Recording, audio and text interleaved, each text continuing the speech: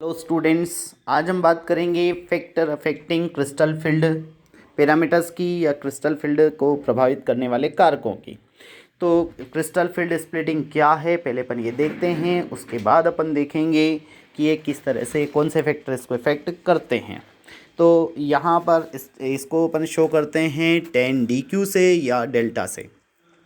अष्टफलकी होगा या चतुष्फलकी होगा या वर्ग समतली होगा, वर्ग समतल वर्गाकार होगा। तो अगर अष्टफलकी है तो इसे लिखेंगे डेल्टा ओ, टेट्राहेड्रल है तो लिखेंगे डेल्टा टी, और अगर स्क्वायर प्लेनर लिखेंगे डेल्टा एस। इसको अपन दो तरह से रिप्रेजेंट करते हैं, डेल्टा क्यूब से भी या टेन डेल्टा क्यू से, और डी क्यू से, और या डेल्टा से।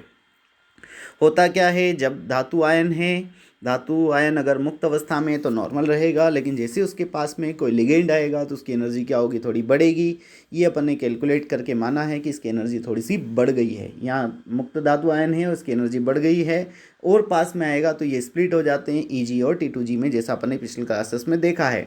ईजी और टी2जी में बैठेगा तो डी कक्षक है, तो जो इलेक्ट्रॉन है आपका, एक इलेक्ट्रॉन वो यहाँ था, अब इलेक्ट्रॉन कहाँ जाएगा, प्रीफर करेगा कि वो लोवेस्ट में रहे। तो इस तरह से अपन मान लो कि टाइटेनियम का देख रहे हैं, तो टाइटेनियम के लिए एनर्जी की कैलकुलेशन भी अपन इससे कर सकते हैं, वो आती है 57 किलो कैलोरी पर मोल। अब बात करेंगे अपन फैक्टर्स की, कौन कौन से फैक्टर इसको इफेक्ट करते हैं। तो पहला फैक्टर इसमें धातु आयन की प्रकृति, the nature of metal cation. समान धातु पर आवेश अगर भिन्न है तो ये अलग अलग होगा। जैसे किसी धातु आयन के आवेश परिवर्तन से उसके लिए 10d2 के मान में परिवर्तन हो जाता है। आवेश वृद्धि होने से धातु आयन का आकार कम होगा। इससे अधिक आवेश युक्त धन आयन लिगेंड की ओर अधिक ध्रुवित कर सकता है। मीन्स उसका पोलराइजेशन क्या होगा, ज़्यादा। धन आयन और लिगेंड की अधिक निकटता होगी तो विपाटन में ये सहायता करेगी। तो कुल मिला के कहने का बात ये है कि जैसे जैसे केटायन पर चार्ज बढ़ेगा, मतलब जैसे जैसे कोई आयन है उस पर कैटायनिक चार्ज बढ़ रहा है, ज़्यादा प्लस बन रहा है, तो ज़्यादा लिगेंड को अट्रैक्ट करेगा। लिगेंड अगर बहुत ज़्यादा पास आएगा तो वो क्या करेगा, स्प्लिटिंग अधिक करेगा, सहायता होगा, तो उसकी 10d क्या होगी, बढ़ जाएगी। मीन्स अगर कैटायन बढ़ा तो 10d भी बढ़ता है।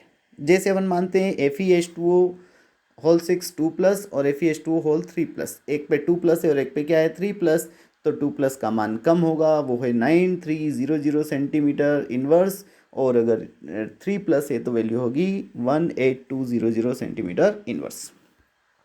दूसरी बात करते हैं, भिन्न धातु आयनों पर भिन्न आवेश अगर होगा, अगर मेटल भी डिफरेंट है और आयन उनके ऊपर चार्ज भी डिफरेंट है, तो क्या होगा, यदि हम दो भिन्न धातुएं इस आयन इस प्रकार लें कि उनमें डी ऑर्बिटल की संख्या तो समान हो परंतु आवेश क्या हो, भिन्न भिन्न हो, तो 10d का मान आवेश के परिणाम के समानुपाती होगा। जितना चार्ज होगा उसके डायरेक्टली प्रोपोर्शनल होगा।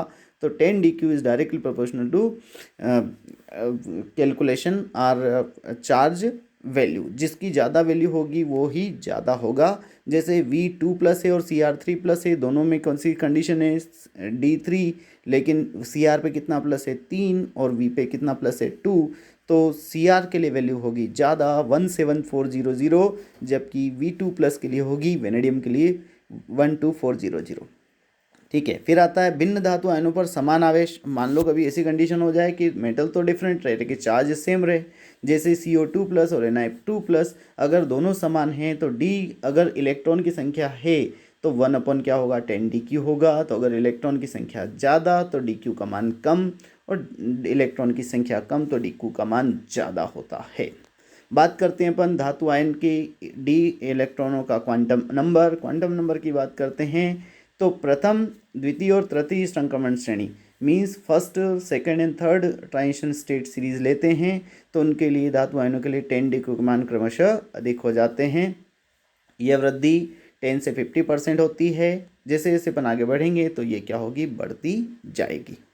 ओके, तो this is all about the crystal field splitting theory, उसका पहला पार्ट था आपका धातु आयन की प्रकृति। दूसरा अपन बात करेंगे लिगेंड की प्रकृति। अभी अपन ने सिर्फ देखा धातु आयन कैसा है, अब जो सामने लिगेंड आ रहा है उसकी तो स्थिति देखें। तो अगर उसकी देखते हैं तो पहला उसमें सेकंड पॉइंट आता है आपका nature of the ligand. Ligand द्वारा उत्पन्न जालक क्षेत्र के आधार पर लिगेंडों को प्रबल लिगेंड क्षेत्र और दुर्बल लिगेंड क्षेत्र कहा जाता है कि उनकी ताकत कितनी है। जैसे फ्लोरीन है तो उसकी ताकत कम है, लेकिन जैसे CO है तो उसकी ताकत क्या है, ज़्यादा। तो जिसकी कम है उसे वीक फील्ड और जिसकी ज़्यादा उसे स्ट्रॉन्ग फील्ड लिगेंड कहते हैं।